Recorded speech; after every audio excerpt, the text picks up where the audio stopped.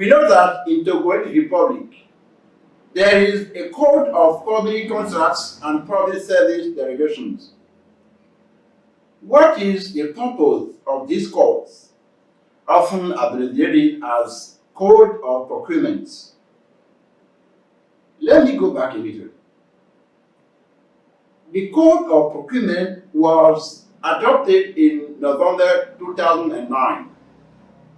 It should be noted that in 2009, the Republic of Togo has to take very courageous decisions with the support of development partners.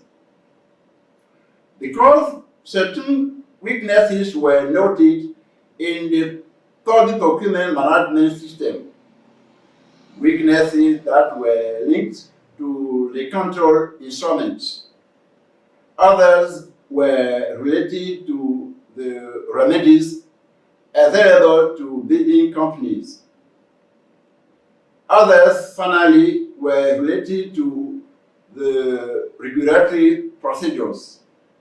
Thus, the Republic of Togo had to adopt a public procurement code to enable it to promote major investment and good governance. The promotion of financial orthodoxy in the management of public funds was necessary. It is therefore in these circumstances that the public procurement code was adopted. Because in the past, it was noticed that there was some confusion between the awarding bodies, the control bodies, and a certain failure in terms of regulation. So, the Code of Procurement was adopted to put an end to such confusion. The Code of Procurement provides then the legal security that was expected by development partners. These partners include the World Bank, the European Union, the African Development Bank, the French Development Agency, and so on. So, the Public Procurement Code that we are using today, which was adopted in November 2009, secures the procurement procedures. It means international requirements for public procurement, okay? In particular, it makes a distinction between the different bodies, the procurement bodies, the control bodies, and the regulation. So, you have the contribution of the procurement bodies constituted by the contracting authorities. The mechanism of delegated project management for each part involves the permanent secretariat.